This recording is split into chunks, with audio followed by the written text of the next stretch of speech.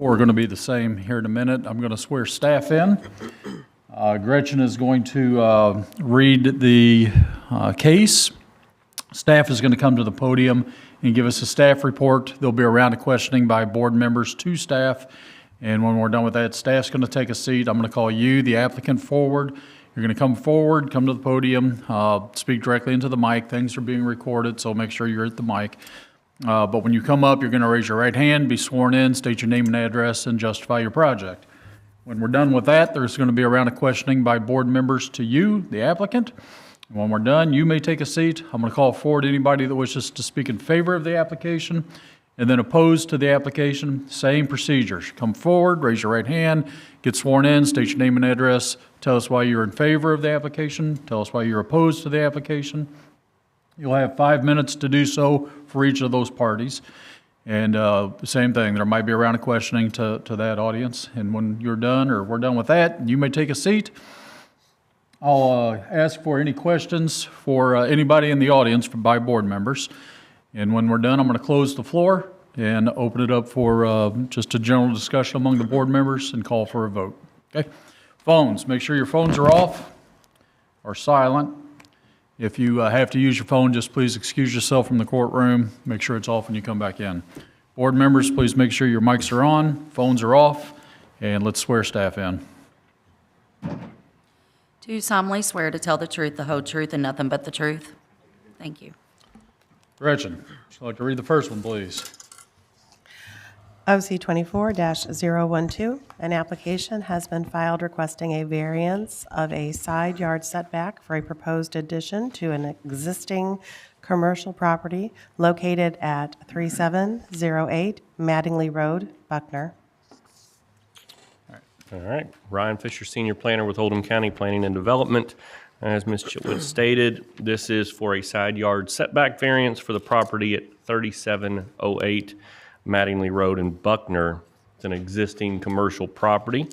It's in an I-2 heavy industrial district and sits on 1 acre of land. There's no previous site history. As far as the case history goes, we did post this to the website at the end of February. Adjoining property owner notices were mailed out on the 6th of March, and the public notice appeared in the Oldham Era on the 7th. Here's the parcel in question along Mattingly Road. And showing the zoning map showing it is located in the I-2. So the applicant is requesting this side setback variance for a proposed building addition, once again to that existing commercial property. The applicant wishes to add 3,000 square feet to the left rear portion of the existing commercial building for added storage space, according to their justification, as well as the room for the business to grow at that current location. And the proposed addition is 35 feet wide. So here is the building, also showing the addition. This out here would be Mattingly Road at the top of your screen. So the addition would be to the left rear portion of the building. Once again, showing another view of the proposed addition here on the right side of the screen. Something else to note on this property, there is an 8 to 9 foot concrete wall running the entire length of that property line that's shared with 3706 Mattingly Road. And you can see here, so here is the business. And you've got this concrete wall that runs alongside 3706 right there to the left. So the addition would be back in this portion of the property, almost all the way up to that wall. So the existing commercial building is approximately 35 feet from that left side property line, and that side yard setback in the I-2 is a minimum of 35 feet. So therefore, the applicant is requesting a 35-foot side setback variance. And here's just showing the zoning ordinance that was included in your staff packet as well, showing the side yard setback being 35 feet. So in summary, the required side yard is 35 feet. The side yard they are asking for is to go up to the property line, and that variance being requested is 35 feet in nature. And your potential conditions of approval for you to look at is that that variance shall only apply to the plan considered here today at this March 21st, 2024 Oldham County Board of Adjustments public hearing. And with that, that concludes my presentation. Okay, thank you, Ryan. Questions? So Ryan, how close to that wall then will it be? So I believe the wall here is at the property line. So Right. it will be almost to that, but the applicant can maybe give a little bit better idea of where that will be in that 35 feet. But it's my understanding that that property line, and we'll go back to these, I mean, these aren't definite lines, these aren't surveys, but this concrete wall runs right along this line here. So my concern would be if there's room for a fire truck to get back in there, or if there's a risk of somebody falling off the edge of the wall, just safety issues. Right. Yeah, I mean, I understand that. I mean, the fire department would still have access. This building would come out to here. I mean, they'd still have access down this road to get to that. So there'd be enough room for a vehicle to get through there? Oh, yeah, I mean, there's enough room right Yeah, now. after for it's built, Stuff I to mean. get down there. Okay. Oh, wait a minute, no. You're saying that, so you're Well, saying that the proposed... Not to the back side of this building, no. They wouldn't have access to that, but, Okay, all right.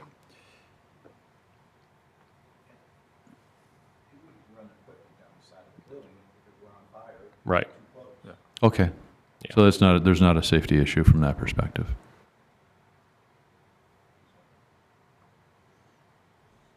All right, any other questions for Ryan? Thanks. Thank you. All right, if we can have the applicant come forward, please. Morning. Morning. And if I can get you to raise your right hand, state your name and address, and be sworn in. Name's Patrick Buck, 3708 Mattingly Road, Buckner, Kentucky. Raise your right hand. Do you solemnly swear to tell the truth, the whole truth, and nothing but the truth? I do. Thank you. Okay. And you are, Good morning, everyone. I'm Joni Bonneworth, counsel for Mr. Burke and P.T. Burke Cabinets, 6100 Crestwood Station, Crestwood, Kentucky, 40014. all right, very good, thank you. Do I need to be sworn in? You do not. All right, if you can justify the project, what you're trying to do. Need to build an addition to the building for outbound storage. Okay. So I guess talk to us a little bit about what the addition is for, what you're going to be storing in it. Talk to us a little bit about the addition. What's the purpose? The purpose is, as I've kind of got an assembly line going through the shop right now where materials come through the first building up front, and as it comes through, it's being processed into cabinetry. The lower building's mainly for sanding, and then we've got our finish room and a couple of conveyors down there. Since COVID, everything is having a hard time getting help, so I've had to get machines. Now I've filled the place up with machines, and we have nowhere to store our cabinets, so I'm kind of building them right now according to whoever's ready for them. As soon as they get built, they're going out the door, and I don't have anywhere to store them. The new addition will be a place for final assembly and able to store the cabinetry in a safe, clean environment. I'm also going to add a door on each end of that building to where we can drive our trucks through in the wintertime, and also be able to keep the trucks inside as well. So there is access all the way completely around the building. When I bought the property, I believe it would be the west side of the building, that far side. I had a 800 amp service put in with LG&E, and that was it wasn't accessible. And I've actually cleaned it up and got a way of going around the building, so I plan on keeping that.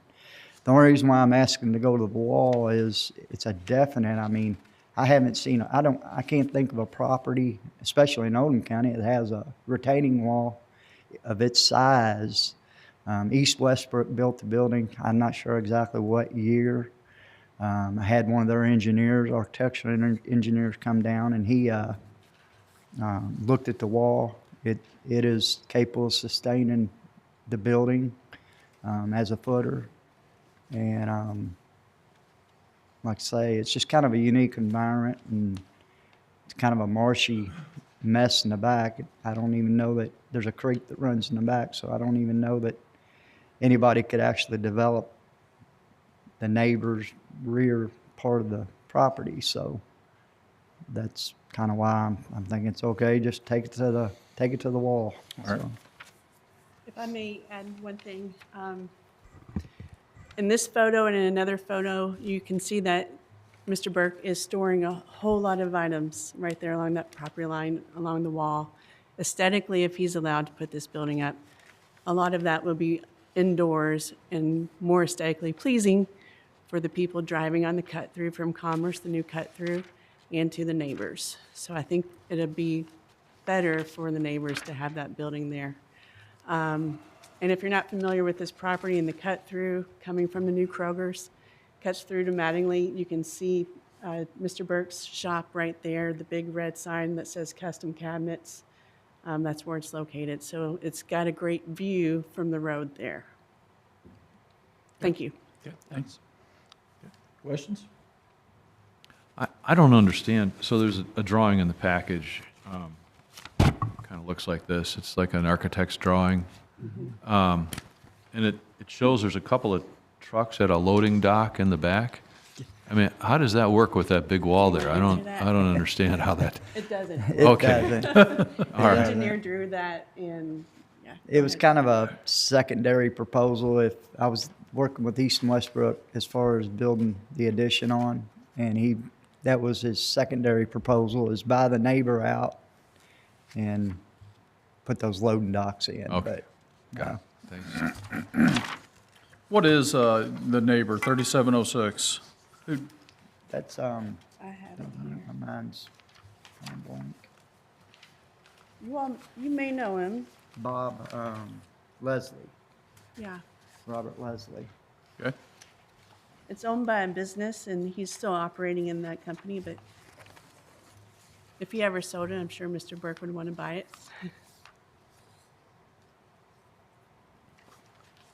any other questions? No, again, my only issues are safety. I just, I mean, I'm a little bit worried about somebody falling off that wall. I don't have a feel for how close. Is the building like right up to the wall? It's right to the wall. So there's nobody going to be going through there anyway then, so, okay. I didn't catch that. The building is right up next to the wall is what you're proposing? And again, my only other issue would be fire department being able to get back there if there is an issue, so. Especially with cabinetry, I mean, if you have a lot of wood in there and if something does happen, you need a plan for them to be able to put it out, so. If I may also reiterate, there is access on the other side of the business. On the other side, yeah. It'll No, all that's go a- around. That's a good point. Yeah. Okay, Yeah. thank you.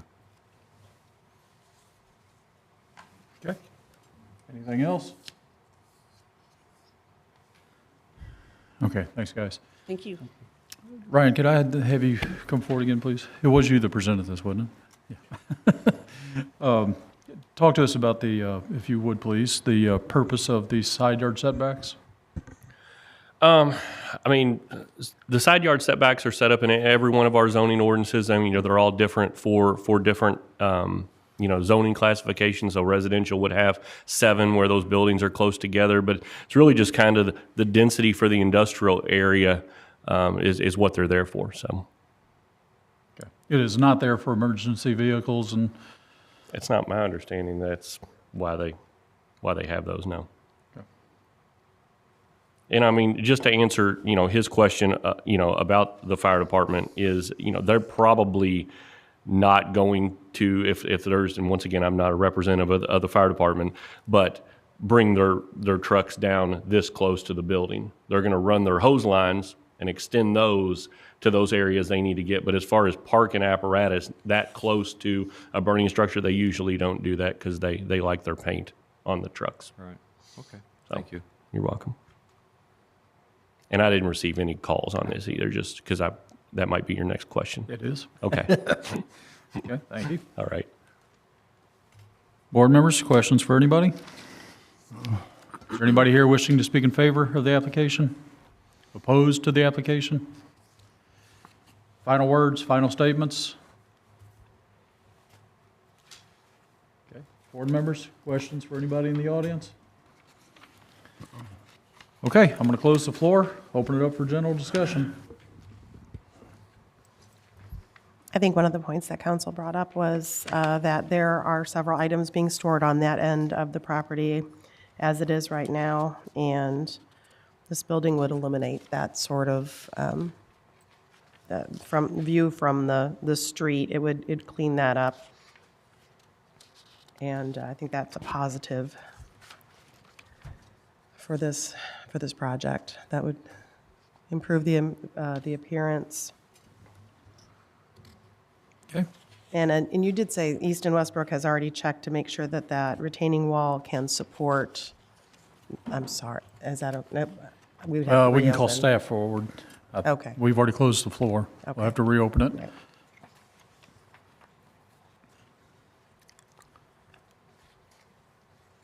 So I can't answer that specific question on whether or not they've talked to them or not, but that would be something at their building permit approval. Our building inspector would ensure that, that's accurate. If they have to have an engineer stamp for that wall to be sure that it could hold the weight of that building, then they will. But that'll happen at building, permit approval time. Okay, thanks, Ryan. And as far as safety, there's at least 4 other ways to access that building if this is built, so that's not an issue for me either. My only comment, we have these regulations set up for a reason, but we are the body for variance. That's what we're for, right? So, just trying to get a good, valid justification as to why we need the variance and satisfy, what this body is for. With that said, it is a unique property with the elevation difference and the wall being there. Bill, I understand your comments about, somebody falling off or, safety issues. He's talking about putting the justification, he's talking about bringing it all the way to the wall. And those are just some of the thoughts that, as I'm hearing this going through my head. With all that said, I'm fine with this, and I'd be in favor. I agree. When I look at it, it's going to clear. There won't be any room for all the stuff that's stored outside There's not right gonna be any now, room for it. right? And it's probably in terms of somebody falling off the wall. It's probably more likely now than it will be after they put the building right against the wall. So in terms of for the county and the community, they'll probably be able to hire or employ more people. So that's good for the community. So all in all, I think it's a good project. So that's my thought. Okay. Any other comments? I agree that anything that we see that comes in here that means business is doing well in Oldham County is favorable. Okay, I'm ready to take a motion.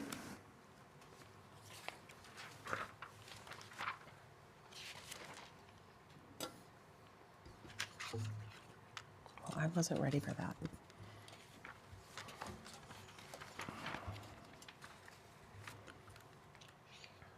Gretchen, you going to do it, or should I? I'll You going to go do it? Oh, Oh, what's that? anybody, I'm ready for a Okay. motion. Motion to approve OC 24-012 for a variance, please excuse my voice, variance of a side yard setback for a proposed addition to an existing commercial property at 3708 Mattingly Road in Buckner. The variance will not adversely affect the public health, safety, or welfare and will not alter the essential character of the general vicinity and will not cause a hazard or nuisance to the public.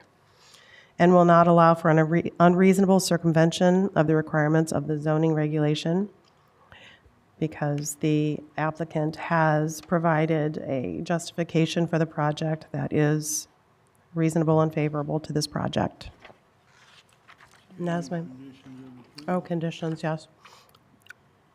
The variance shall only apply to the application considered on March 21st, 2024, Oldham County Board of Adjustments public hearing. All right, thank you. Do I have a second? I'll second. Thank you, Bill. Any discussion? All in favor signify by saying aye. Aye. Aye. Those opposed? It's been approved. And Gretchen, if you want to read the next one, please. OC 24-013, an application has been filed requesting a variance of a rear yard setback for a proposed single-family residential dwelling on property located at 7207 Star Barn Lane in Crestwood. All right. Good morning, Brian Fogel, Assistant Director, Oldham County Planning Development Services. This is a rear yard variance request, 7207 Star Barn Lane, Crestwood, which is in the Summerfield subdivision. In terms of notification of today's meeting, it was posted on our website on the 1st of March. The adjoining property owner notices were mailed out on the same day, and then the legal advertisement appeared in the Oldham Mirror on the 7th of March. As Gretchen read into the record, it is a request for a rear yard variance to allow the construction of a new home. The Summerfield neighborhood is located right here. So where we're at, this is the Crestwood exit 14, with the 329 bypass here, Old 329 right here. This particular lot does back up to the Spring Hill subdivision. So here's Spring Hill Trace Road. And then the entrance to Summerfield subdivision is right here off Ode 329 near Clore Lake. And then just zooming in a little bit, again, the intersection of Ode 329 and 329 bypass. Clore Lake is located right here. This is Summerfield subdivision. And this particular lot kind of stands out because it's one of the few left in Summerfield subdivision. It's located right here at the end of this cul-de-sac, and does back up to Spring Hill Trace, which is right here. And then just the lots highlighted in red off of our GIS, showing that they're located at the end of the cul-de-sac. So what they've done is, and I'll show that in the site history, they've consolidated these two lots into one lot. So the reason it's highlighted in red as two lots is that's how it shows up on our GIS. And then the zoning in the area is residential. In terms of the site history, Summerfield subdivision was originally rezoned in July of 2003. It was a recommendation to the Crestwood City Council to change the zoning of the portion of the property that's nearest the Clore Lake from conservation residential to R2 residential. And then at the same time, the Planning Commission granted approval for the creation of the subdivision. And then the developer followed up in January of 2006 by having staff approve a record plat that officially created the 70 lots in Summerfield subdivision. And then in July of 2023, we approved a minor plat showing that the lots of 60 and 61 in Summerfield were consolidated together into one lot. In terms of the request, the property is zoned R2, and the rear yard setback in the R2 zoning district is 25 feet. So this is an image of the page of the zoning ordinance with that particular requirement highlighted in yellow. And then what the applicant is proposing to do is to construct a house that would be 21 feet from the rear property line, requiring a variance of 4 feet. So that's the request that's before the board this morning, is a 4-foot variance in the rear yard setback. This is the applicant survey where they've got the footprint of the proposed house right here, the setback off of the rear property line of 21 feet, and they are meeting all their other setbacks. In particular, it's kind of tight here with the 35-foot front yard setback, but they are meeting that. And clearly, just with the shape of the lot being at the end of the cul-de-sac, they have no issues at all trying to satisfy their side yard setback. So the variance request is right here. at 21 feet, and then just zooming in a little bit, again, their survey shows, they're proposing to construct the house 21 feet. They provided us an image of what the proposed house would look like. This is the front of the house that would face the cul-de-sac. This is the rear of the house that would be in the backyard. It is a slight fall-away lot, so it would have a walkout on the rear. And in their justification, they explain that due to the irregular shape of the lot being at the end of the cul-de-sac, it makes it difficult to locate a house on that lot and satisfy both the front yard and the rear yard setback. And then just a few pictures of the neighborhood. This is at the end of the cul-de-sac looking towards the lot. So the rooftops you see over here are actually houses that are on Spring Hill Trace that this will back up to. This is a side image of it where the 3-board fence is located at, is where the property line is located at. So just on the other side of that fence is Spring Hill Trace Road. And then again, the houses that are located in Spring Hill Trace subdivision. And then another image of that just showing you the depth of the lot, with it being shallow, with it being at the end of the cul-de-sac. And then just looking back towards the Summerfield subdivision to give you a sense of what the other houses in the neighborhood look like. So in summary, it's a request for a 4-foot variance off of the rear property line to allow the construction of the house. And that concludes staff's presentation. We have not received any correspondence or phone calls in regards to this request that went out to the adjoining property owners or any of the other notifications. Okay, thank you, Brian. Questions for Brian? Okay, thank you. And if we can have the applicant come forward. Morning. Good morning. John Mayhew, address is 2500 Rock House Road, Ashland, Kentucky. And if this passes, I'll be building and moving down into this area. Okay, Do you solemnly swear to tell the truth, the whole truth, and nothing but the truth? I do. Thank you. all right, John, if you want to explain the project. Okay, the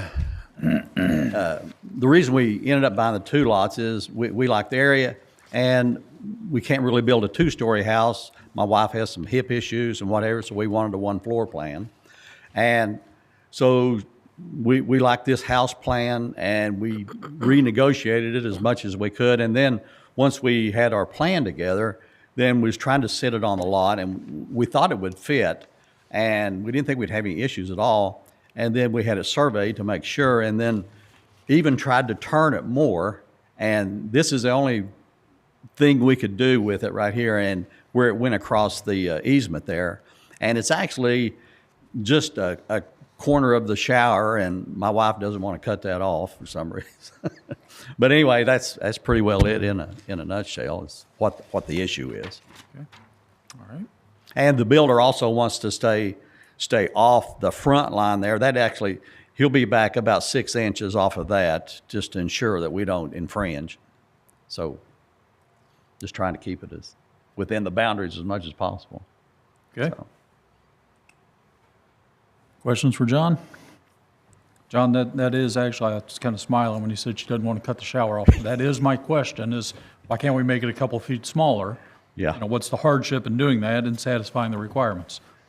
So, Yeah, that answered it. yeah. We've looked at every different way. We even tried putting the garage on the side of the house, but that ends up giving us a 78-foot walkway to the front door, and the aesthetic value, it just doesn't look right doing that. So. All right, questions for John?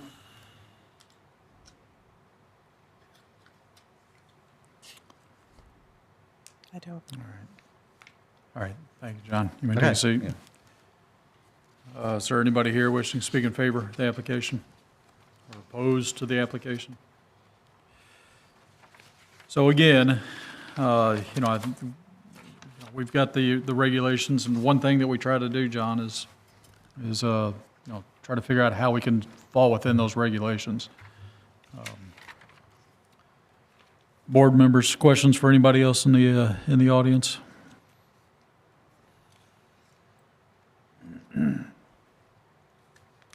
Okay, I'll close the floor, open it up for discussion.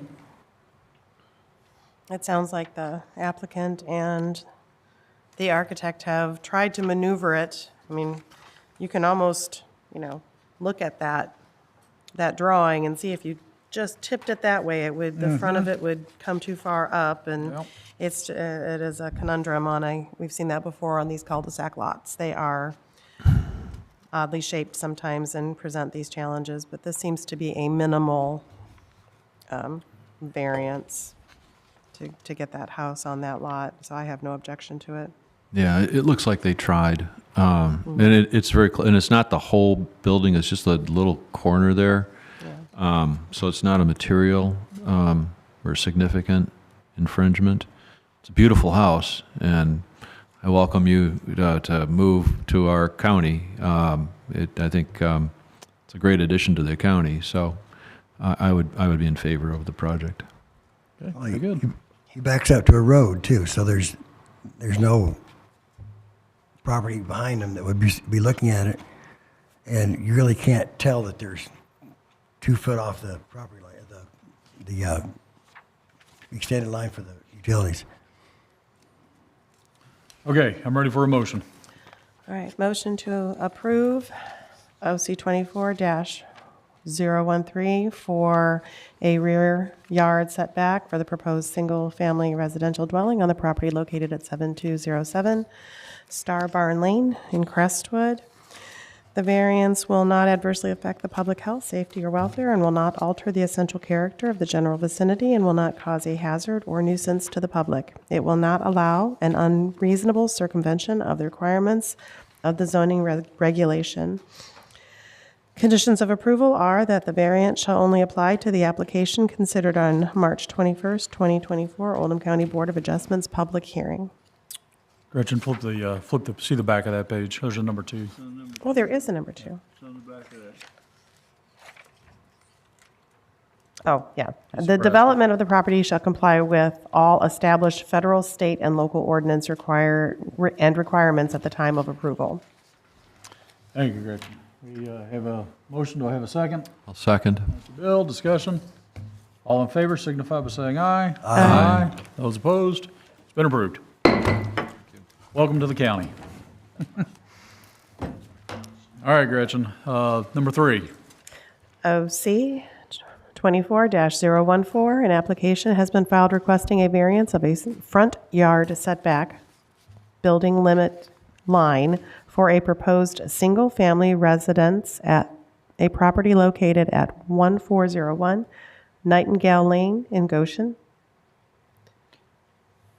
Okay.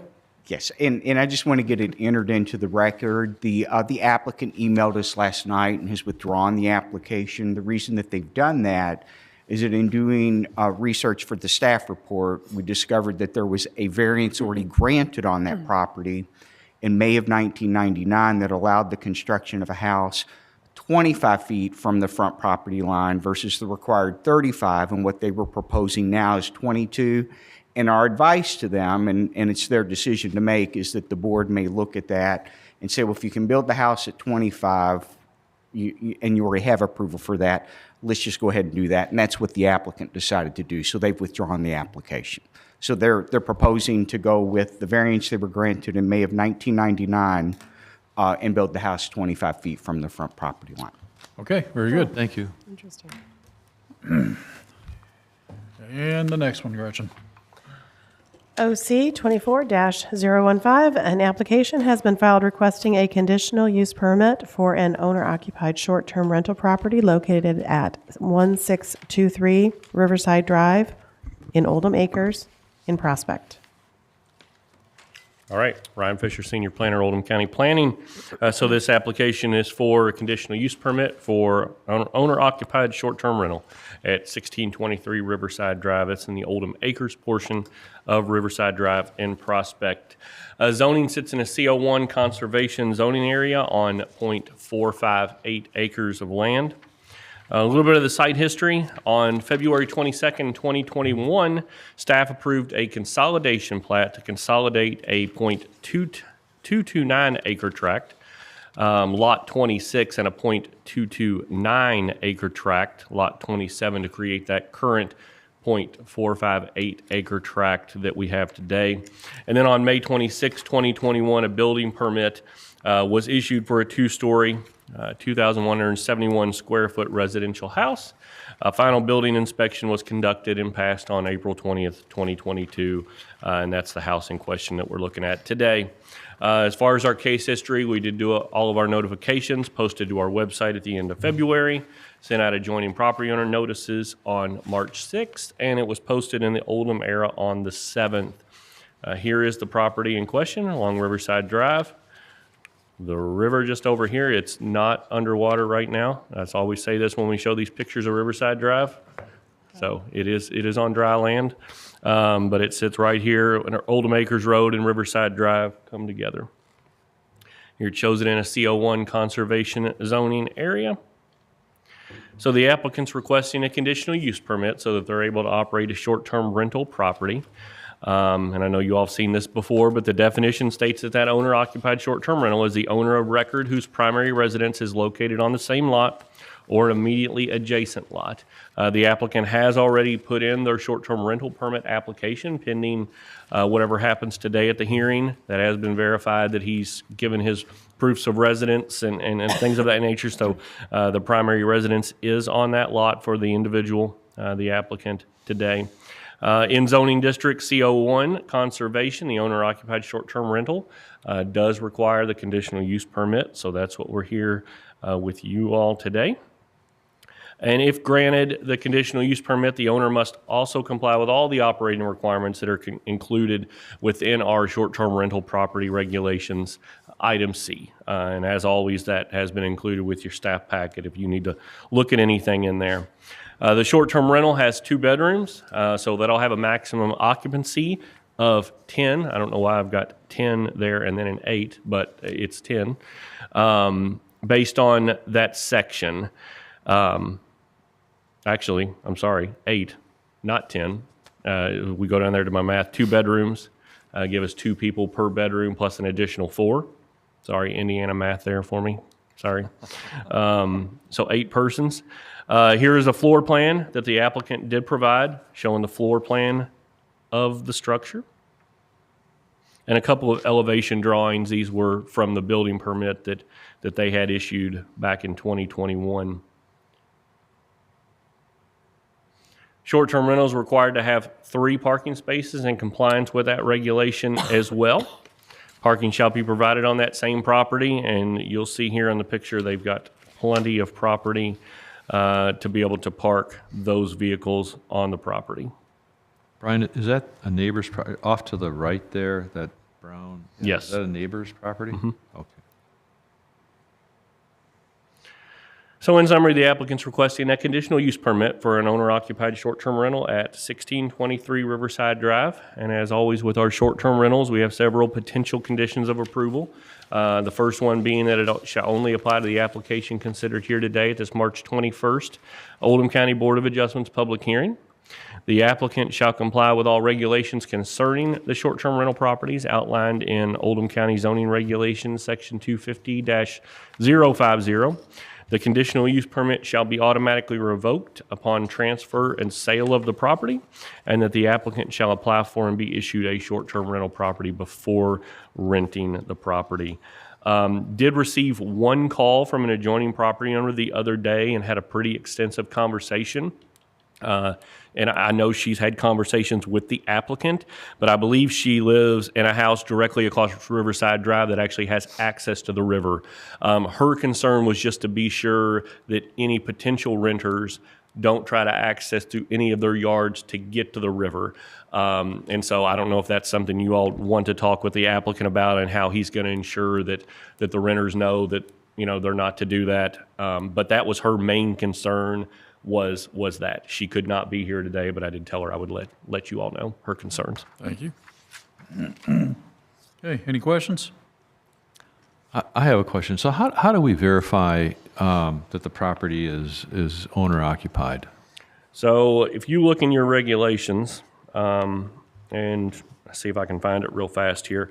But pretty much we ask them to provide us 2 forms of identification. And so that's either driver's license, voter registration, could be a pay stub showing that that's the address. And that's how we verify it. And they have to provide 2 of those. A utility bill is another one. Voter registration. Most of the time they provide a driver's license, and paycheck stub or utility bill is fairly common. Are there any other owner-occupied properties in that general area? I believe we have another owner occupied on that Oldham Acres portion, but since our regulations changed, I really don't remember if those were conditional use permits that we saw for non-owner occupieds in that area. But yeah, since we changed in November with the new regulations, I believe this is the first one that's come in this general area as an owner occupied. Yeah, I just question the utility bill being if how do I say this? If somebody is running a short-term rental, they're going to be paying the utility bill, so that's not necessarily a verification of occupancy. An income tax return definitely would be. Well, I think everything else you mentioned, though. Everything else would be Paycheck okay. stub, Yeah, I agree. Driver's license. Those would be. Voting, Yep, I agree. but I agree the utilities. Yeah, right. So just keep that in mind. All right. Anything else? Okay, thank you. And if we can have the applicants come forward.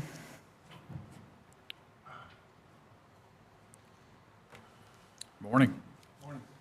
Need you to raise your right hand, be sworn in, state your name and address. Good morning, Ross Mantle, 1623 Riverside Drive. I'm the primary resident at the address. Okay. Do you solemnly swear to tell the truth, the whole truth, and nothing but the truth? I do. Thank you. And if you can justify your project. So basically what I'm trying to do is a Airbnb type deal, and I work for the road department, so I'm on a tight budget, and it's just another way to bring in a little bit of passive income. Go stay at my sister's for the weekend, looking to do it for, like Derby, the golf tournament, things like that. I myself use Airbnb when I travel. I'm a national park nerd, so it's always nice to, stay where where you're exploring or wherever you're visiting instead of just a hotel off the side of the expressway. I'm not looking to become a real estate mogul from this. And then referring to, I spoke to the neighbor, and anytime that I rent it, I'm gonna have literature laid out that, says, with a pin, you are here, the properties across the street are private property, please respect their boundaries. If you wish to view the river, there's a community lot, and it's actually just out of the picture next to 1616, and put a star on a map that says, if you want to view the river, you're welcome to do so by walking down the street to the community lot. I'm on the board for the homeowners association. I'm not looking to do anything detrimental to the neighborhood. I try to be a good neighbor to everybody. It's just something to put a little extra money in my pockets and, time of inflation and a tight budget. Okay. Any questions? All right, I want to reiterate or repeat something that you just said, make sure I'm clear on this. This is your primary residence, and this is something where you plan on vacating, a few times a year during the major events, the PGA and the Derby and whatnot, stay at your sister's, rent the place.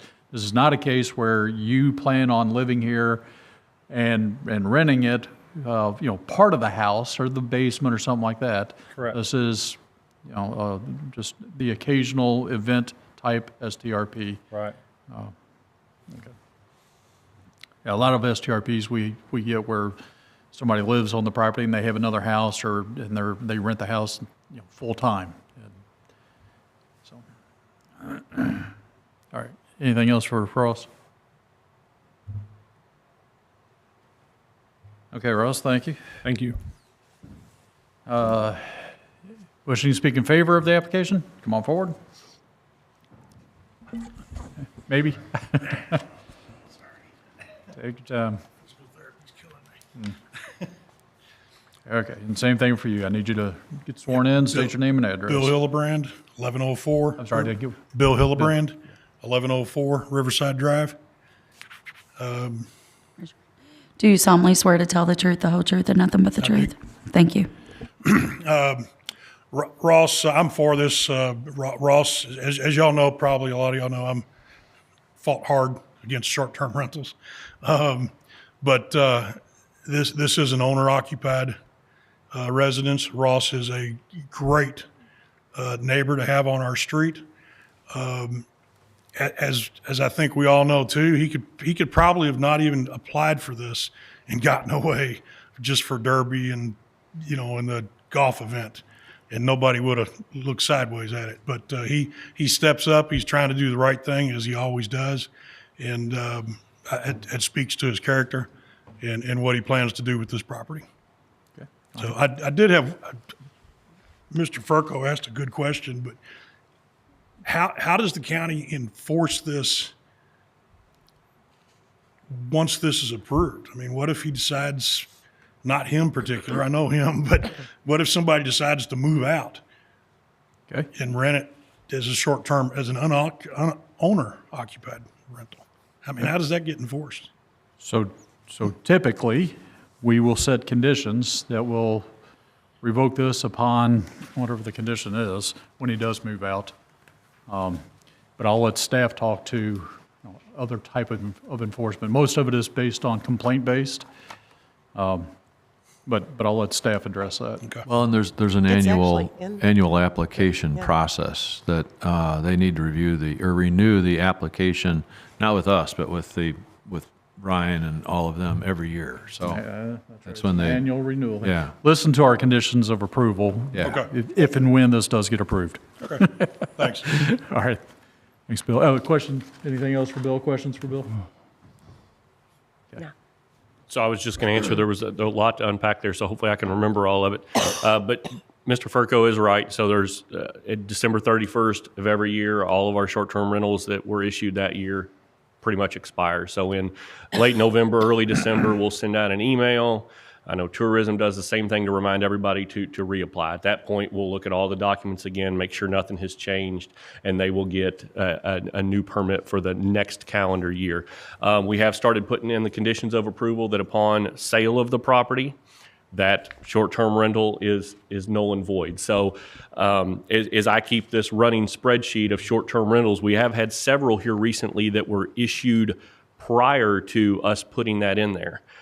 So one in particular on 329 that we had that was approved has recently sold. The new people that are coming in are non-owner occupied, but they are going to pick up that short-term rental, and it didn't expire, and it ran with the land. So now that we're putting that in there upon transfer and sale, if somebody calls to inquire, because we'll a lot of times get calls from the realtor stating, can this be used as a short-term rental?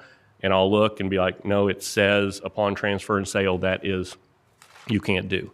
And our new regulations wouldn't allow a non-owner occupied short-term rental in that area. So putting that in the conditions of approval has kind of really helped us in what absolutely Mr. has. Hildebrand's concern is. So, All right, thank you. Anybody else wish to speak in favor, opposed to the application? Any, Ross, any final words, final statements? Board members, questions for anybody? Okay, I'll close the floor, open it up for general discussion. I think the fact that no one's objecting to it is right. a nice change. Well, and I think this speaks to the way we've now crafted the rules, that it works and it fits a situation like this, which is not objectionable. So we've done a good job with that, I think. All right, very good. I'm ready for a motion, whenever. Okay.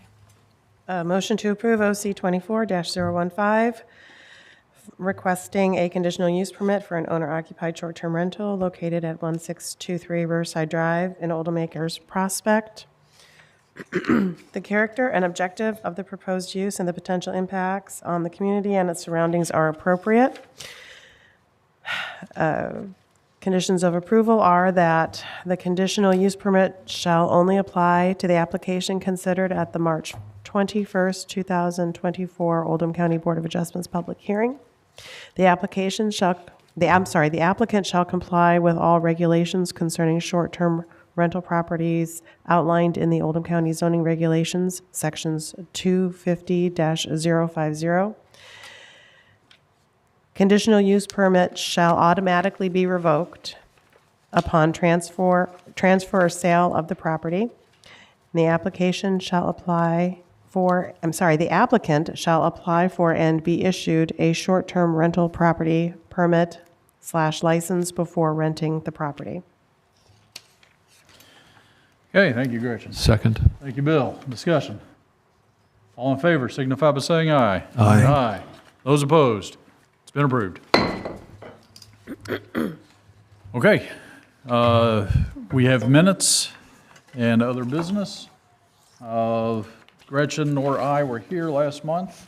Did everybody get the minutes, and is everybody okay with the minutes? Any modifications? Okay, can I get a motion to approve the minutes as is? I move to we approve the minutes. Thank you, Mark. Can I get a second? Second. Discussion? All in favor signify by saying aye. Aye. Aye. Those opposed? Minutes approved. And other business.